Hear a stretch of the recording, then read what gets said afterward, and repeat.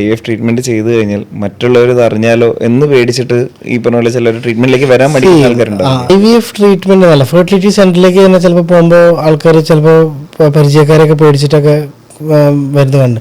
അതിലിപ്പോൾ നമ്മളൊക്കെ സെന്റേഴ്സിൽ നമുക്ക് എങ്ങനെ വെച്ചാൽ ഫെർട്ടിലിറ്റി എക്സ്ക്ലൂസീവ്ലി ഫെർട്ടിലിറ്റി സെന്റർ വേറെയാണ്. അതായത് ഗൈനക്കോളജിയും ബാക്കിയുള്ള ഡിപ്പാർട്ട്മെൻറ്റ്സിന് വേറൊരു ഫ്ലോറിൽ തന്നെ കംപ്ലീറ്റ്ലി ഐസൊലേറ്റഡ് ആണ്.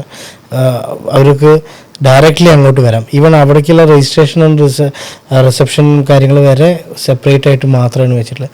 അപ്പോൾ അവിടെ വന്നിട്ടാണ് അവരെല്ലാം ചെയ്യുന്നത്. പിന്നെ രണ്ടാമത്തെ കാര്യം, അവിടെ ചെയ്യുന്ന ട്രീറ്റ്മെൻറ്റ്സിൻ്റെ ഡീറ്റെയിൽസ് എല്ലാം പേഷ്യൻസിന് മാത്രമേ നമ്മൾ ഷെയർ ചെയ്യുള്ളൂ. റിപ്പോർട്ട്സ് ആണെങ്കിലും ഒക്കെ പേഷ്യൻറ്റിന് മാത്രം. പിന്നെ ഇതിലൊരു പ്രശ്നം എന്ന് പറഞ്ഞാൽ ഈ ഡിസ്കഷൻസിൽ പലപ്പോഴും പലരും ഇൻവോൾവ് ആണ്. പേഷ്യൻറ്റിൻ്റെ ഇപ്പോൾ ചില സമയത്ത് ഞാൻ കണ്ടിട്ടുണ്ട് പേഷ്യൻറ്റും ഭാര്യയും ഭർത്താവും ചിലപ്പോൾ ഭാര്യ ആയിരിക്കും വരുന്നുണ്ടാവും, അവളുടെ കൂടെ വൈഫിൻ്റെ സൈഡിൽ നിന്നും ഹസ്ബൻഡിൻ്റെ സൈഡിൽ നിന്നും ഒക്കെ ഫാമിലി മെമ്പേഴ്സ് ഉണ്ടാവും.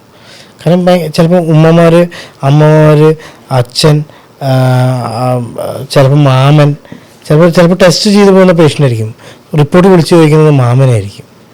മനസ്സിലായില്ലേ?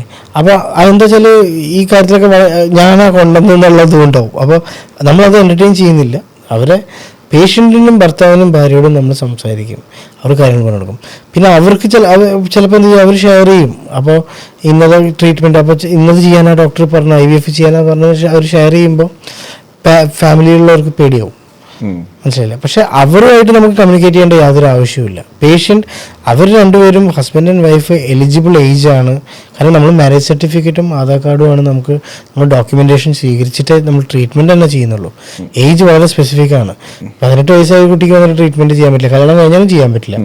22 ഇയേഴ്സ് എങ്കിലും ആവണം ഒരു ഫെർട്ടിലിറ്റി ട്രീറ്റ്മെൻറ്റ് സ്റ്റാർട്ട് ചെയ്യണമെന്നുണ്ടെങ്കിൽ. 21 വയസ്സ് കഴിഞ്ഞ് 22 വയസ്സാവണം. അപ്പോൾ അത് നമ്മൾ ആധാർ കാർഡും ഇതും വെച്ചിട്ടാണ് നമ്മൾ വെക്കുന്നുണ്ട്. ഡോക്യുമെൻറ്റേഷൻ ഉണ്ട്. കല്യാണം കഴിഞ്ഞെന്ന് ഉറപ്പായതിനു ശേഷം ഉള്ളവരെ മാത്രമേ നമ്മൾ ട്രീറ്റ് ചെയ്യുന്നുള്ളൂ. അത് അവരായിട്ട് മാത്രമേ ഡിസ്കസ് ചെയ്യുന്നുള്ളൂ. ബാക്കി ഫാമിലിയിലൊക്കെ ഉള്ള ഡിസ്കഷൻ അത് അവർ ചെയ്യുന്നത്. അത് നമ്മൾ ഡിസ്കറേജ് ചെയ്യലുണ്ട് ഞാനൊക്കെ. കാരണം അവരാണ് ആ ഡിസിഷൻസ് എടുക്കേണ്ടത്. ബാക്കിയുള്ളവർ ഇതിൽ ഇൻവോൾവ് ആയി കഴിഞ്ഞാൽ അത് കൊളാവുകയുള്ളൂ.